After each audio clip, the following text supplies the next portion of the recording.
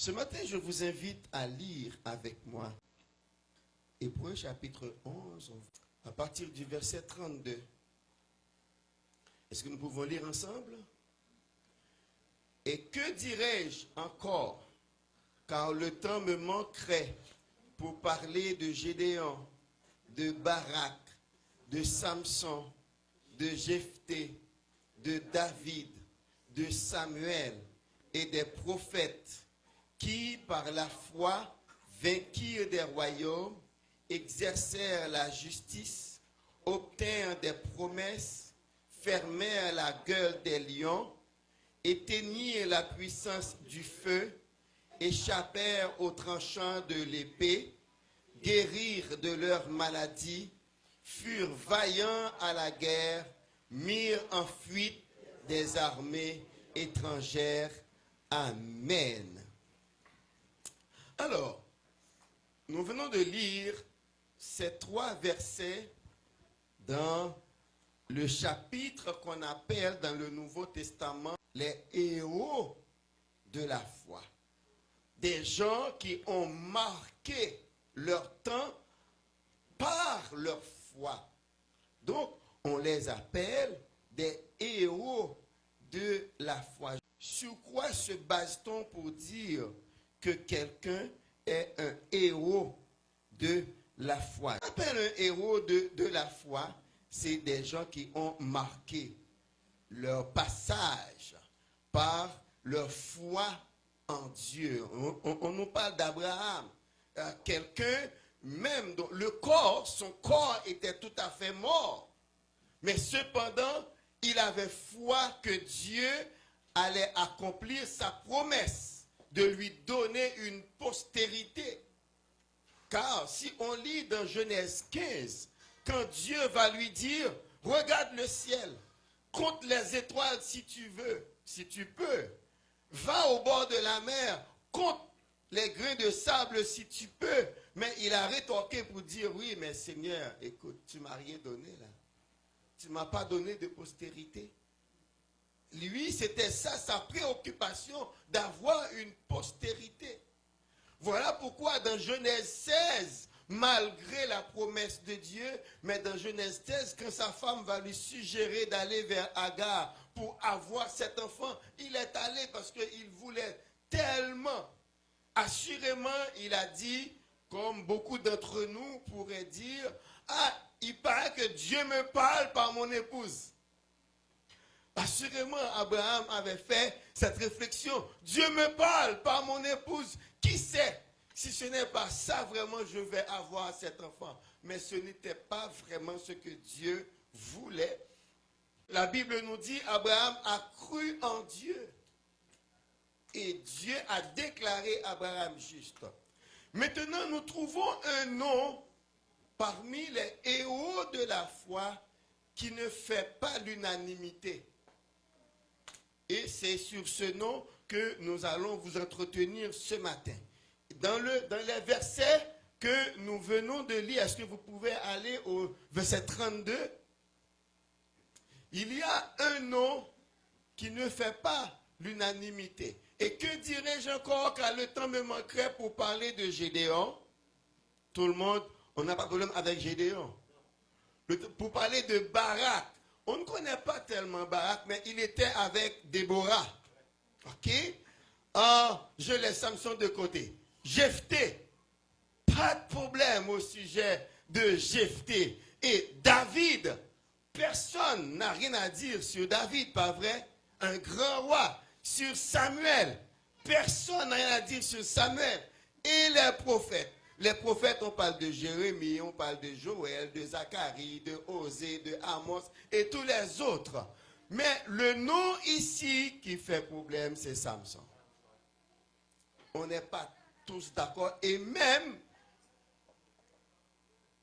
parfois, il y a de quoi demander qu'est-ce que son nom fait là. Parce que si on prend, il y a plusieurs commentateurs qui ne sont pas d'accord sur le nom de Samson et même ils considèrent Samson comme quelqu'un qui a gaspillé la grâce de Dieu. C'est ainsi que plusieurs commentaires considèrent Samson. Et même hier, je regardais, je suis allé dans la Bible annotée. Je regardais les commentaires.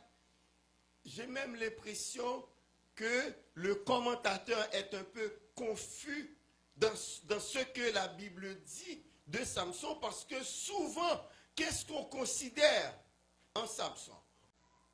On va dans le 13e chapitre, parce que pour parler de Samson, il faut aller dans Juges, chapitre 13 à 16.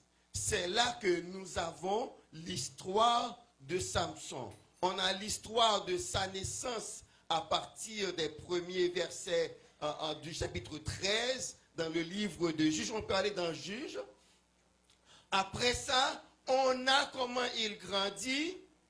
Et le chapitre 13 se termine pour dire « Et l'Esprit de l'Éternel commence à l'agiter à Makané-Dan ». Makané-Dan, c'était un camp des Danites. Samson était de la tribu de Dan, lui aussi. Mais maintenant, nous allons suivre le parcours de Samson. Premièrement, regardons d'abord comment le livre de Juges est structuré. Dans le temps des juges, nous sommes dans le temps où Dieu répond du tac au tac. Hein? C'est comme quoi il y a un dialogue, tu poses une question, tu agis et Dieu réagit. C'est ça qui marque le temps des juges, qui va être différent le temps des rois. Dans le temps des rois, Dieu n'agit pas dans l'immédiateté. Par exemple, vous allez voir un Saül qui est rejeté par Dieu depuis la 2e année selon 1 Samuel chapitre 13. Depuis la 2e année de son règne, Dieu a rejeté Saül. Mais cependant, Saül est resté comme roi 40 ans. Donc pendant 2 ans, Dieu était avec lui, mais à partir de la 2e année, Dieu l'a rejeté, mais cependant, il est demeuré roi pendant 38 ans. Donc on voit là maintenant, Dieu est un petit peu plus patient. Il est un peu tolérant. Il donne aux pécheurs le temps de se repentir avant d'agir. Mais cependant, le temps des juges est caractérisé par, comme j'ai dit, l'immédiateté de Dieu. Le peuple agit, Dieu réagit. Vous allez voir, le peuple se rebelle, Dieu réagit et le confie à un autre peuple qui le maltraite. Le peuple se repent, immédiatement, Dieu réagit et lui donne un libérateur.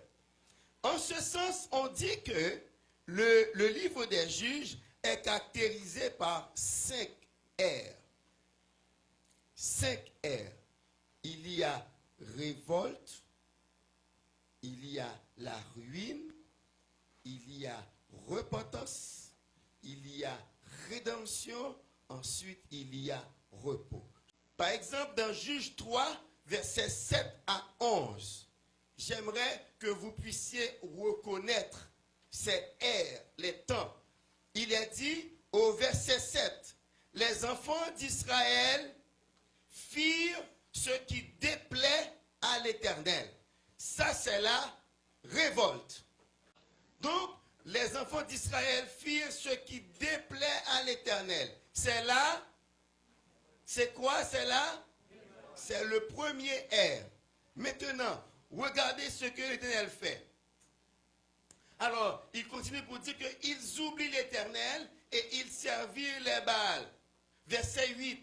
La colère de l'Éternel s'enflamma contre Israël et il les vendit entre les mains de Coucham.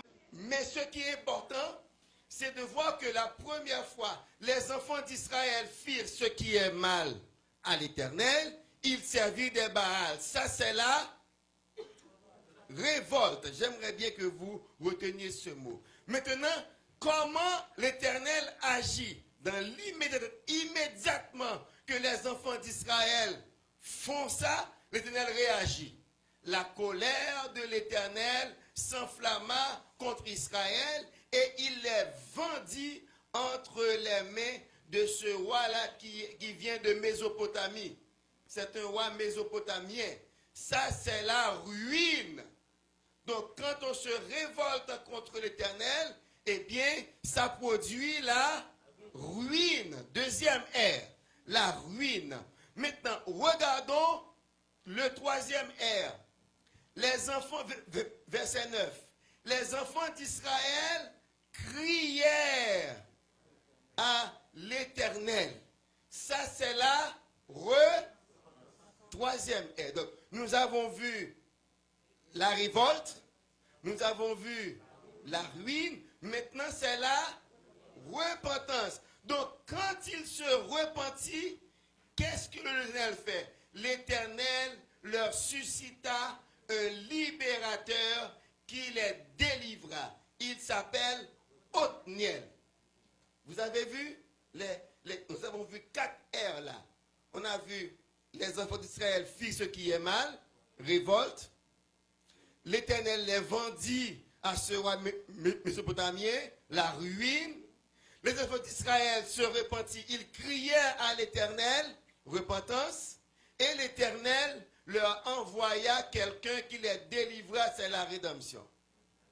Et ça va continuer pour dire que le pays est en repos pendant 40 ans, c'est le 5e ère qui est le repos.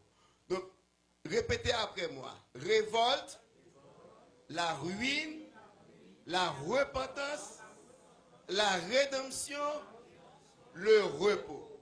Ce schéma, on va le retrouver à chaque fois que l'Éternel va envoyer un rédempteur, un libérateur aux enfants d'Israël. On a commencé au chapitre 3, versets 7 à 11.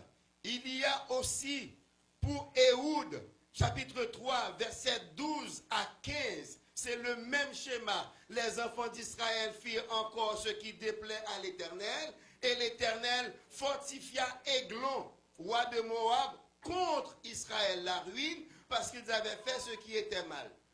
Ensuite, vous allez voir, les enfants d'Israël crièrent à l'Éternel, et l'Éternel va les délivrer. C'est toujours ce schéma qui se répète. Révolte, ruine, repentance, rédemption, repos. Ce schéma va changer pour une seule personne, pour un seul des juges. C'est pour Samson. Et nous allons voir quelle ère qui manque. Quand on va dans Juge 13, nous allons voir ensemble quelle ère qui manque avant l'arrivée de Samson. Ok? On est là. Les enfants d'Israël firent encore ce qui déplaît à l'Éternel. C'est quelle ère? La révolte. Et l'Éternel les entre eux pendant, ça c'est la ruine. On continue. Et puis on nous dit, il y avait un homme de Tsoréa, de la famille de Danite, et qui s'appelait Manoach. Sa femme était stérile et n'enfantait pas. Qu'est-ce qui manque? Parce que là, on est en train de nous parler de la naissance de Samson. Qu'est-ce qui manque avant l'arrivée de Samson? Voilà. Qu'est-ce qui manque? Voilà. Donc, quand Samson va arriver, il retrouve un peuple en rébellion contre l'Éternel et qui n'est pas conscient de son état. Parce que pour se repentir, il faut être conscient de son état. Si on continue, nous allons voir la mission de Samson. On continue. Un ange de l'Éternel apparut à la femme et lui dit, on peut lire ensemble s'il vous plaît, voici tu es stérile et tu n'as point d'enfant. Tu deviendras enceinte et tu enfanteras un fils. Maintenant, prends bien garde, ne bois ni vin, ni liqueur forte et ne mange rien d'impur. On continue. Car tu vas devenir enceinte et tu enfanteras un fils. Le rasoir ne passera point sur sa tête parce que cet enfant sera consacré à Dieu dès le ventre de sa mère et ce sera lui qui a... Quelle est la mission de Samson? Non, non, pas délivrer. Le verbe,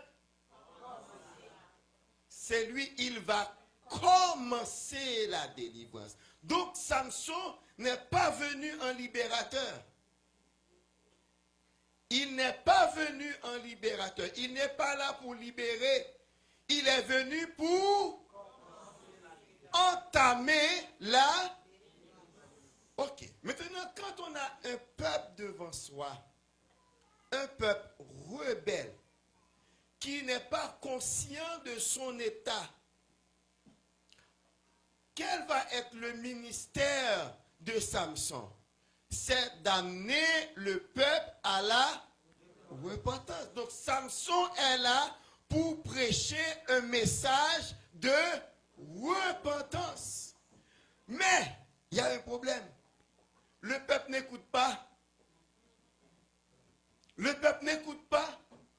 Parce que c'est sûr que Samson n'était pas le seul à marcher selon Dieu pendant son temps. Mais c'est que tous les prédicateurs que Dieu avait envoyés, le peuple ne les a pas écoutés. Et voilà que Samson arrive, il regarde ce peuple qui est courbé devant les Philistins et qui accepte la domination des Philistins. Le peuple ne comprend pas que sa délivrance vient de sa repentance. Il doit d'abord se repentir afin d'être délivré des Philistins. Et voilà que Samson, oui, il est consacré dans le sein de sa mère. Mais quand vous allez au verset 25 du chapitre 13, la Bible dit, l'enfant grandit, il se fortifie et l'Esprit de l'Éternel commença à l'agiter. Mes amis, quand on dit l'Esprit de l'Éternel, de qui on parle? On parle de l'Esprit de l'Éternel. N'est-ce pas? Si c'était un esprit de force, on dirait un esprit de force. Si c'était un esprit de sagesse, on dirait un esprit de sagesse. Mais là, on dit l'Esprit de l'Éternel commença à l'agiter à Makanédan. Quel est le premier reproche qu'on adresse à Samson? Parce que Samson est allé prendre une femme chez les Philistins.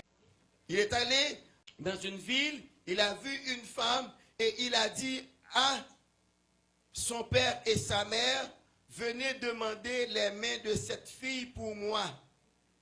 Je l'aime et je veux me marier à elle. La Bible dit, les parents de Samson lui ont dit, mais Samson, n'y a-t-il pas de belles femmes à Jérusalem? Pourquoi tu es obligé d'aller prendre une femme chez les Philistins?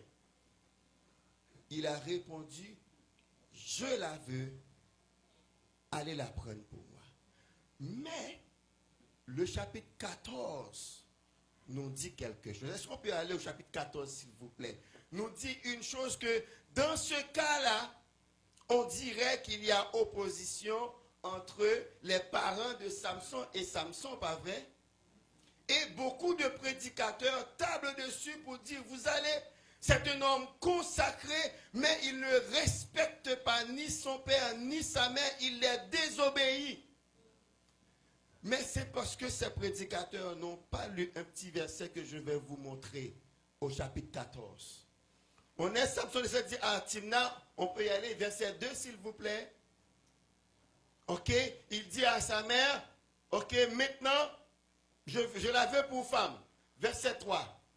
Son père et sa mère lui disent, n'y a-t-il pas de femmes, de filles parmi tes frères? Il dit non. Samson dit à son père, prends-la pour moi, car elle me plaît. Verset 4, je vais vous montrer. Voici ce que le Saint-Esprit dit au verset 4. Son père, car en ce temps-là, les Philistins dominaient sur Israël. Le Saint-Esprit est en train de nous dire, dans cette circonstance, ce n'est pas Samson le fautif par rapport à l'Éternel. Ce sont ses parents qui ne comprenaient pas Samson. Samson cherche une occasion de dispute. N'oubliez jamais que Samson est en train de prêcher un message de... Alors, je vous ai déjà dit que le peuple n'entend pas. Le peuple n'écoute pas. Donc, quand on est devant un peuple qui n'entend pas, qui n'écoute pas, qu'est-ce qu'on fait pour que le peuple nous prête son attention?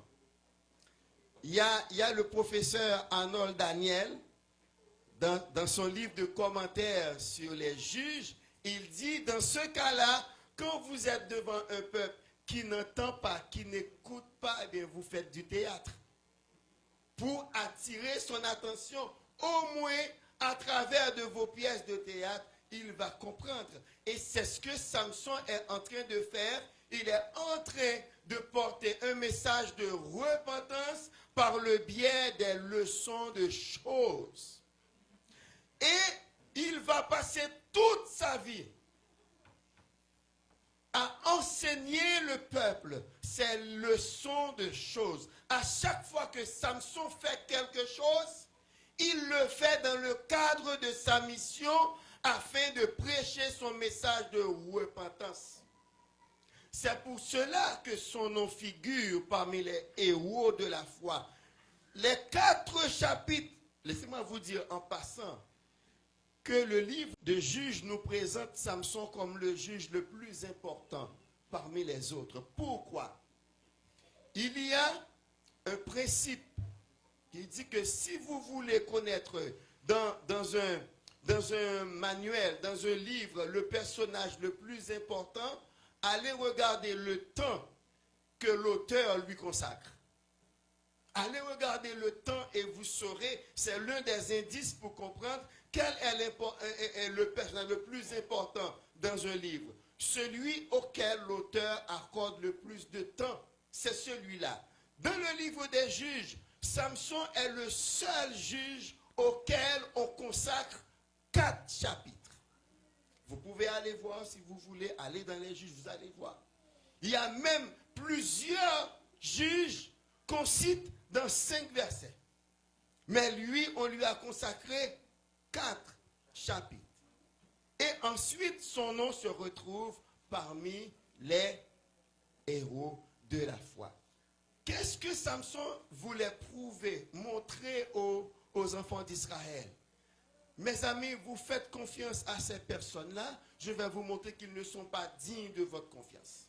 Vous allez voir comment je vais faire. Je vais me marier à l'une d'entre elles et vous allez voir comment ils vont traiter cela. La première chose, il leur a donné un énigme à travers un lion qu'il a tué. Vous allez lire en chapitre 14. Eh bien, ils ont fait pression sur sa femme, même des menaces. Ils ont menacé la Philistine. Nous allons te brûler et nous allons brûler ton père et ta maison si tu ne donnes pas la réponse de l'énigme. Si vous allez lire au chapitre 14, vous allez voir comment ces gens-là ont menacé la femme de Samson. En fin de compte, cette femme est allée tourmenter Samson et Samson lui a révélé son secret. Quelle a été l'énigme? Du fort est sorti le doux, de ce qui se mange est sorti ce qu'on peut manger. C'était ça l'énigme parce qu'il avait tué un lion en allant chez la fille Et après ça, il est retourné. Il a vu dans la carcasse du lion, il y avait un essaim d'abeilles. Il a pris du miel du corps de l'abeille, il en a mangé et il en a donné à ses parents, mais sans leur parler du lion. Et quand sa femme est venue lui dire, mais Samson, tu ne m'aimes pas puisque tu ne me donnes pas, tu as une énigme, tu ne me donnes pas la réponse. Écoutez la réponse de Samson, chapitre 14. Je n'ai même pas révélé cela à mon père et à ma mère. C'est à toi que je le révélerai. D'après vous, ça veut dire quoi? Ça veut dire que mon père et ma mère sont plus chers pour moi que toi. Je ne leur ai pas dit ça. Donc ce n'est pas à toi que j'allais le dire. Mais la Bible dit, elle l'a tourmenté tellement que Samson a dû lui révéler le secret pour lui dire que c'est dans un lion. Qu'est-ce qui est plus fort qu'un lion? Qu'est-ce qui est plus doux que le miel? Et c'est dans un corps de lion, on a trouvé du miel pour manger. Maintenant, Samson va commencer à agir. Il est parti fâché et est allé tuer 30 Philistins pour donner les 30 vêtements qui étaient le prix de l'énigme. Et là, les Philistins vont se fâcher contre la femme et son père. Ils vont monter, ils vont brûler la femme, ils vont brûler le père. Et là, Samson est fâché. La Bible dit, Samson les a battus, ventre et dos. Et là maintenant, encore, ils sont fâchés et Samson est allé prendre maintenant 300 renards. Pour connaître l'importance des 300 renards, il faut aller dans Juge chapitre 11 avec Jephthé. Pourquoi Samson va prendre 300 renards qu'il va amarrer queue à queue? Encore pour montrer les méfaits, les effets néfastes de relations contre nature. Il est en train de dire aux Israélites, il a pris 300, Jephthé va dire, ça fait 300 ans que nous sommes en Canaan. Donc les 300 renards symbolisent les 300 années depuis que le peuple d'Israël s'est installé sur le territoire de Canaan. Et qu'est-ce qu'ils ont fait depuis ces 300 ans? Ils n'ont fait qu'irriter l'Éternel avec des relations contre nature par rapport aux autres nations. Donc Samson est en train de dire, nous avons 300 ans ici, mais ces 300 ans-là sont caractérisés par des relations contre nature. Et regardez ce que cela peut produire. Il a amarré les renards par la queue et il a mis un flambeau dans le nœud qu'il a fait. Il a mis du feu et il a lâché les renards dans le champ de blé des Philistins.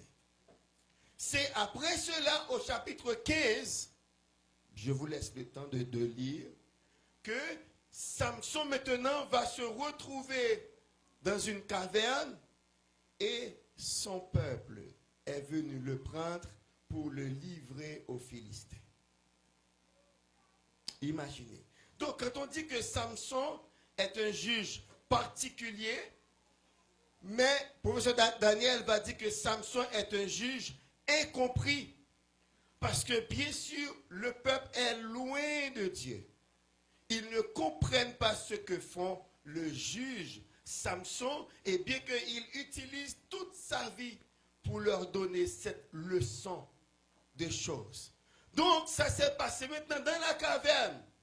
Ils sont venus le chercher pour le livrer. Ne sais-tu pas que les Philistins dominent sur nous? C'est ce que les gens ont dit à Samson dans la caverne. Et Samson leur a dit, je n'ai pas de problème. Si vous voulez me livrer à eux, livrez-moi à eux, mais ne me tuez pas. Ils lui ont dit, ok, on ne va pas te tuer. Et c'est à partir de cela, ils ont amarré Samson avec des liens et ils l'ont livré aux Philistins. Les Philistins étaient contents. Mais une fois que Samson est arrivé dans le camp des Philistins, il a cassé ses liens, il a attrapé la mâchoire d'un âne et il en a tué 1000 d'entre eux. Mais il y a une chose que j'aimerais vous faire remarquer. Comment Samson, en tout cela, n'a pas péché contre Dieu. À la fin de cette bataille, il a dit, avec une mâchoire d'âne, un monceau, 2 monceaux, j'ai tué des Philistins. Et au chapitre 15, la Bible dit, il eut faim, il eut soif après cette bataille. Il cria à l'Éternel. J'aimerais vous montrer cela, pas vous le dire seulement, mais j'aimerais que vous le lisiez avec moi. Comment que Samson, il est allé, effectivement, au chapitre 15, il a battu les 1000 Philistins, et après cette bataille, il eut soif. Et qu'est-ce que Dieu a fait? Verset 16. Juge 15, verset 16. On commence dans verset 16. Est-ce qu'on peut afficher? Et Samson dit, avec une mâchoire d'âne, un monceau, 2 monceaux. Avec une mâchoire d'âne, j'ai tué 1000 hommes. Verset 17. Quand il eut achevé de parler, il jeta de sa main la mâchoire. Et l'on appela ce lieu, comment? Ramath-Léhi. Ramath-Léhi. Maintenant, verset 18. Pressé, lisez pour moi s'il vous plaît. Pressé par... C'est toi qui as permis, par la main de ton serviteur, cette grande délivrance. Et maintenant, mourrai-je de soif et tomberai-je entre les mains des incirconcis. Verset 19. Qui est à Léhi et il a son esprit et il reprit son chemin. Amen. Est-ce que Samson gaspillait les bénédictions de Dieu? Et savez-vous, moi j'ai entendu des prédicateurs qui disent même que c'était une profanation de son état. Parce qu'un enfant consacré, un naziréen, ne devrait toucher à aucun corps mort. Il ne devrait pas utiliser la mâchoire d'âne. Mais lui, il dit, ce n'est pas moi. C'est toi, Éternel, qui m'a donné la force de gagner cette bataille. Est-ce que maintenant, je vais mourir de soif? Est-ce qu'on se rappelle pour qui Dieu avait fait ce miracle? Ouvrir, fendir le rocher pour donner de l'eau? C'était Moïse. C'était le peuple d'Israël. Et voilà que Dieu a renouvelé ce miracle pour Samson. Est-ce que Samson, c'est un syndrome? J'aimerais bien qu'on affiche pour moi une image que j'ai copiée pour vous. C'est quelqu'un qui a écrit un livre. Samson Syndrome. Est-ce qu'on peut l'afficher? Est-ce que Samson est un syndrome vraiment? Je vais vous expliquer ce qu'est un syndrome. Ou un serviteur de Dieu a imité. C'est quoi un syndrome? On dit que syndrome, c'est un ensemble de signes particuliers qui se manifestent en présence quand une maladie en particulier est là. Par exemple, si quelqu'un vous dit, ah écoute là, mon nez coule, je tousse, j'ai des courbatures. Qu'est-ce que ça veut dire? C'est la grippe. Parce que ces signes constituent le syndrome de la grippe parce que ça vient du latin pour signifier concours.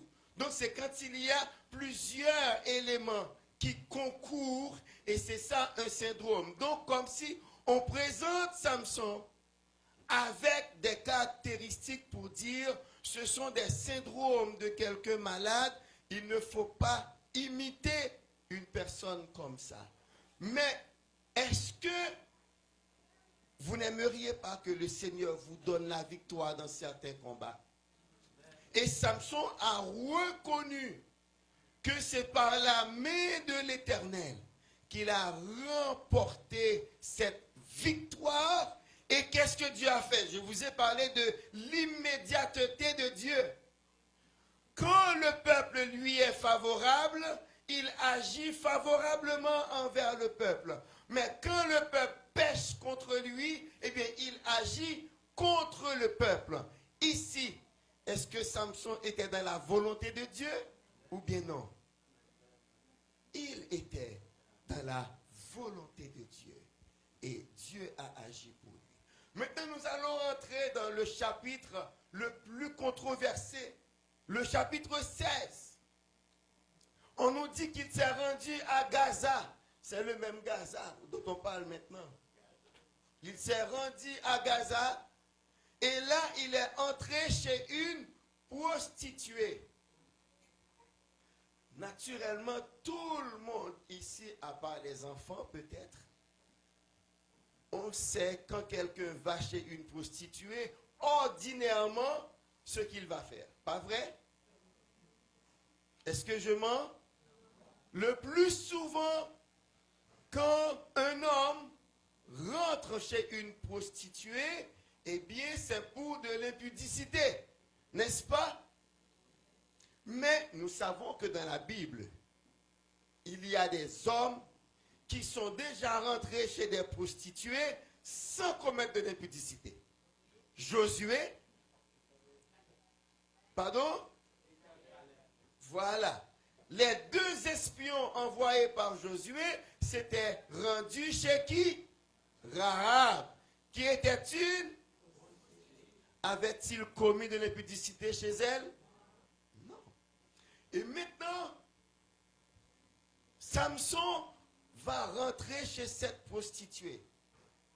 Les gens de la ville, les Philistins bien sûr, dans leur tête, Samson va faire tout ce qu'on pense. Et quand on a fini de faire tout ce qu'on pense chez une prostituée pour un homme, qu'est-ce qu'il va faire? Il va dormir. Et là, il se tire en embuscade en disant « Allô, war ». C'est-à-dire, nous allons attendre ici jusque vers 5h, 6h du matin. Quand il va se lever pour partir, nous le prendrons et nous le tuerons. Eh bien, vous savez ce que l'Éternel a fait? L'Éternel n'a pas permis à Samson de faire tout ce que les gens pensaient. Il était seulement rentré là pour un court repos. Car la Bible va dire, alors qu'on l'attend à l'aurore, vers 6h du matin, lui, il se lève à minuit. Donc, s'il s'est levé à minuit, ça veut dire qu'il n'a pas fait ce que l'on pensait. Il était juste venu pour se reposer. Et à minuit, il se réveille. Qu'est-ce qu'il fait? Il prend les bâtons et les portes de la ville. Il les met sur son épaule et il est parti avec. Qu'est-ce que ça veut dire? Quelle importance ça a? Nous savons qu'en ce temps-là, une ville est protégée par ses portes. Et qu'à l'Angélus, à 1h donnée de la soirée, on ferme toutes les portes afin que des voleurs, afin que des pillards n'entrent pas et volent la ville ou bien s'emparent de la ville. Maintenant, Samson est en train de dire aux enfants d'Israël, regardez, vous pensiez que les Philistins étaient plus forts que vous? Vous pensiez qu'ils peuvent vous protéger? Mais regardez, maintenant je les laisse sans protection. Si les enfants d'Israël suivaient leur juge Samson, ils auraient pu rentrer et envahir Gaza et s'emparer de la ville. Mais malheureusement, ils n'ont pas fait ça. Ils n'ont pas suivi. Mais encore leçon de choses. Si on n'est pas en Dieu, il y a des choses qu'on ne pourra pas comprendre. Et il y a un principe de l'interprétation biblique. Ce principe dit, si votre théologie est en désaccord avec la Bible, ce n'est pas la Bible qu'il faut questionner. C'est votre théologie qu'il faut questionner. Parce que moi, j'ai grandi dans une église où j'ai entendu beaucoup de messages sur Samson. Mais je me posais des questions, effectivement. Mais pourquoi est-ce qu'il a toujours dit, le Saint-Esprit est avec lui? Il a parlé à Dieu, Dieu l'a répondu. Et ensuite, il se retrouve parmi les héros de la foi. Et cependant, j'ai été gavé de messages négatifs. C'est quelqu'un qu'il ne faut pas suivre. Mais la Bible nous dit qu'il est un héros de la foi. Mais cependant, des commentateurs disent qu'il ne faut pas le suivre. Mais la Bible dit il est héros de la foi. Qui quoi? La Bible ou bien les commentateurs ou les prédicateurs? Moi, je préfère suivre la Bible. Samson a été fidèle à sa mission. Porter un message de repentance à son peuple. Est-ce que son peuple l'a compris? Non, son peuple ne l'a pas compris. Mais est-ce que ça l'a découragé? Non, il a maintenu le cap.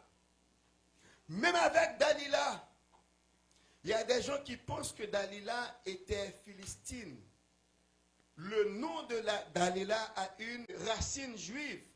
Dalila était une juive. Samson se croyait en sécurité chez Dalila. Cependant, Dalila labourait aussi avec les Philistins, comme Samson avait dit pour les Philistins et son épouse. Si vous n'avez pas labouré avec ma génisse, vous n'auriez pas connu ma réponse.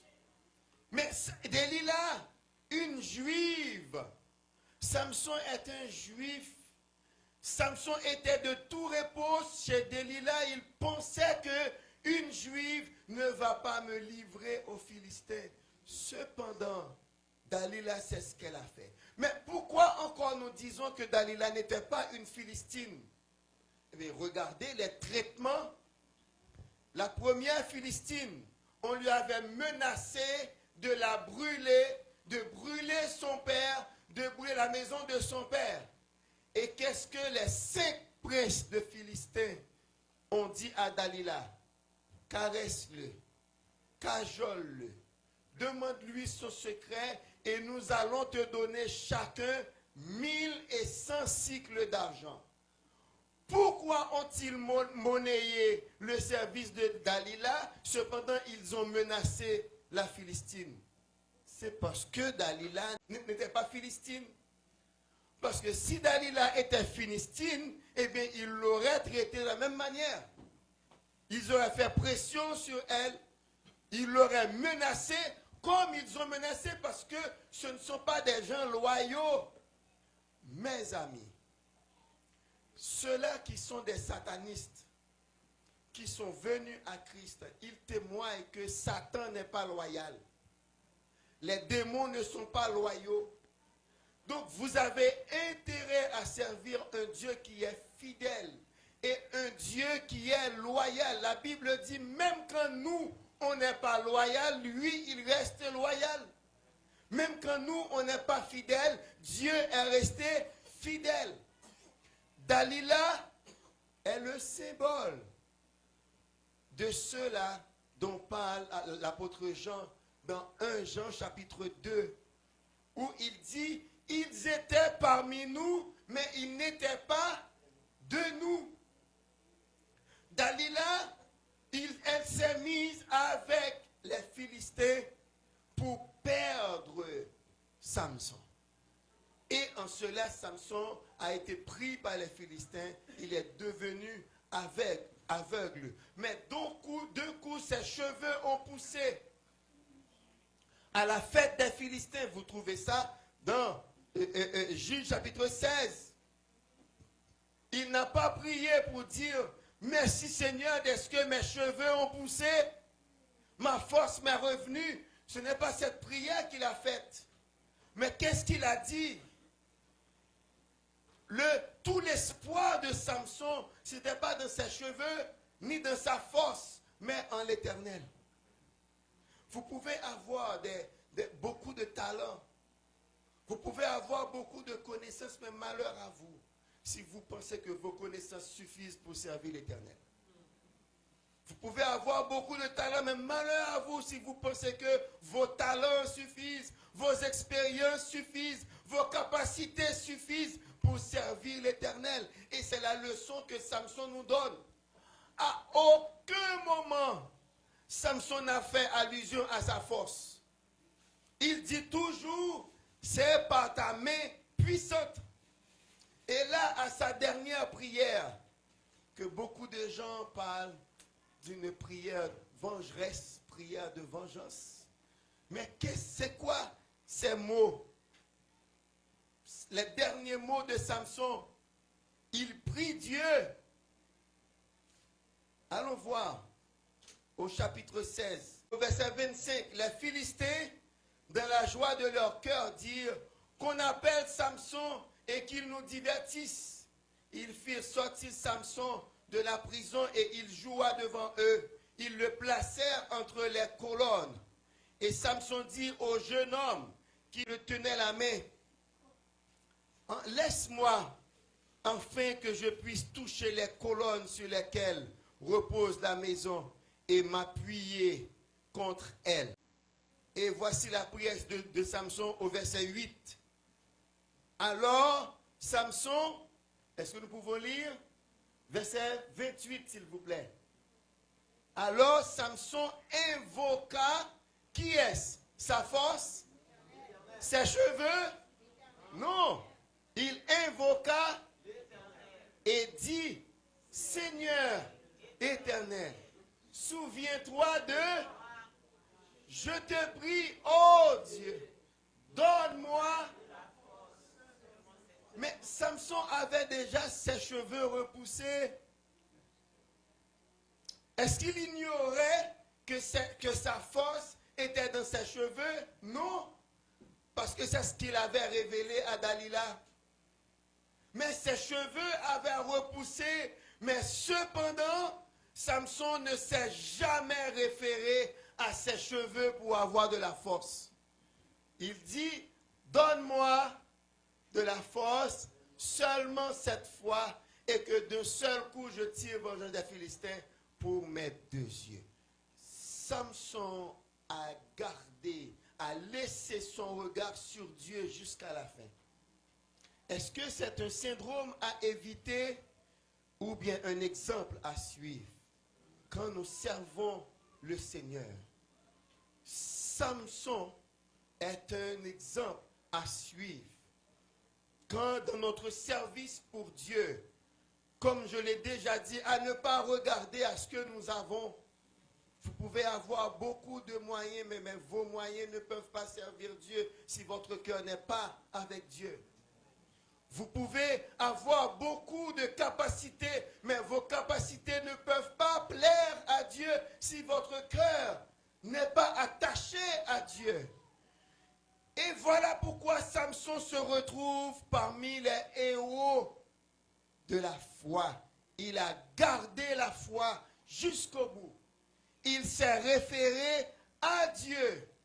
Il sait que c'est de Dieu que vient la force, pas de ses cheveux. Il y a plein de choses que j'aurais pu dire, mais on m'a déjà montré un écran. C'est terminé. Mais nous allons prier pour que le Seigneur nous donne cette capacité aussi de reconnaître que tout ce que nous avons vient de Dieu. Afin que nous puissions nous référer à Dieu dans toutes les circonstances. Même quand on n'est pas compris.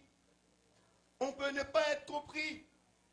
Votre maison, votre femme peut ne pas vous comprendre. Votre mari peut ne pas vous comprendre. Vos enfants peuvent ne pas vous comprendre. Votre entourage peut ne pas vous comprendre. Mais attachez-vous à Dieu afin que Dieu puisse dire de vous, bon et fidèle serviteur, entre dans la joie de ton maître. Que le Seigneur vous bénisse.